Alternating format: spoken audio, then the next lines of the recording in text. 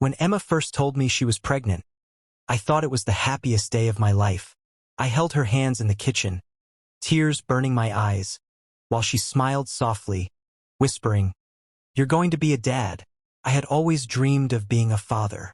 I immediately started planning, repainting the guest room, scrolling through cribs online, even keeping a list of baby names on my phone.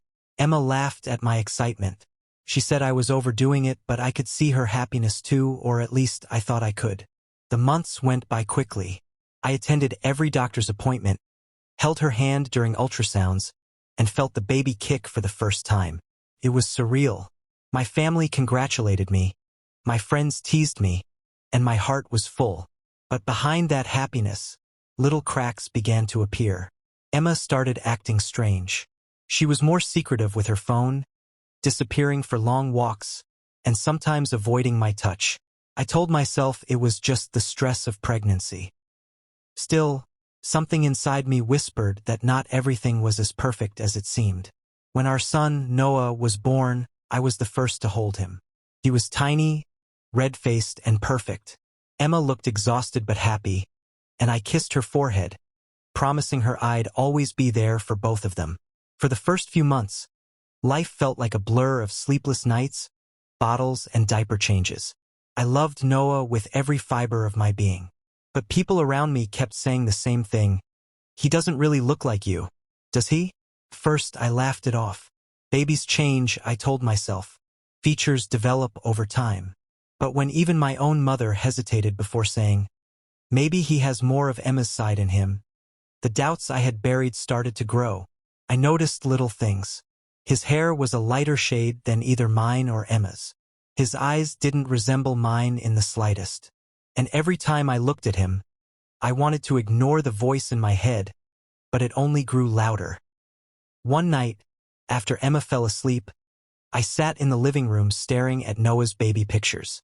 My heart pounded, my palms sweaty. The thought I had been avoiding all along screamed in my head. What if he's not mine? I hated myself for even thinking it. I loved Noah. He was my son in every way that mattered. But I couldn't shake the feeling. I needed the truth, no matter how much it hurt. So, without telling Emma, I ordered a home DNA test. I told myself it was just to silence the doubts, just to confirm what I already knew, that Noah was mine. When the results arrived a few weeks later, my world shattered. The paper was clear, cold, undeniable. Probability of paternity, 0%. Noah wasn't my son.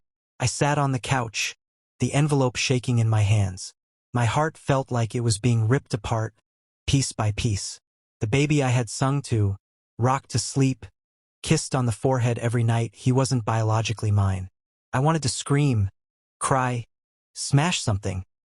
But instead, I just sat there in silence, staring at the words that destroyed me. When Emma came home that evening, she smiled, kissed me on the cheek, and picked up Noah. I watched her, my chest tight with anger and betrayal. How long had she known? Was she ever going to tell me? Finally, I couldn't hold it in.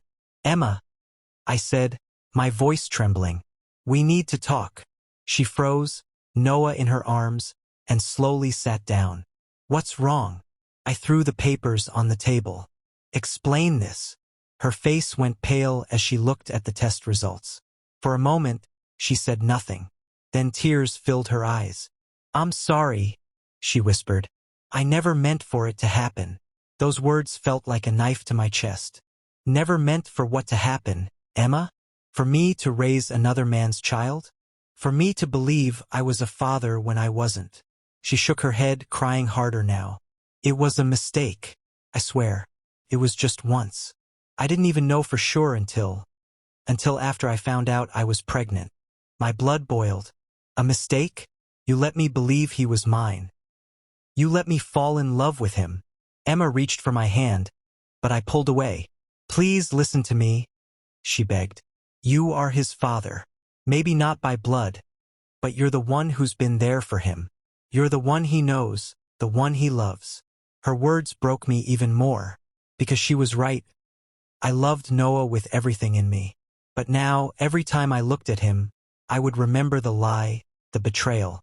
I stood up, tears blurring my vision. I need time, I said coldly. I can't even look at you right now.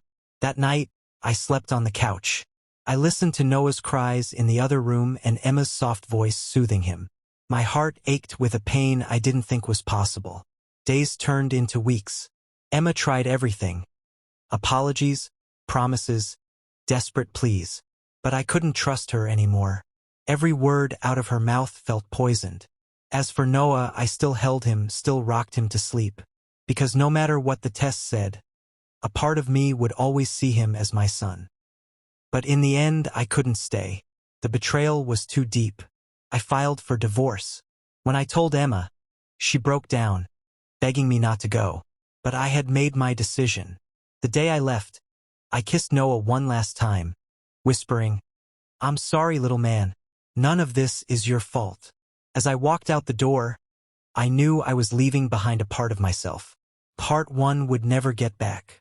And that's how I learned the cruelest truth of all. Sometimes, love isn't enough to survive betrayal.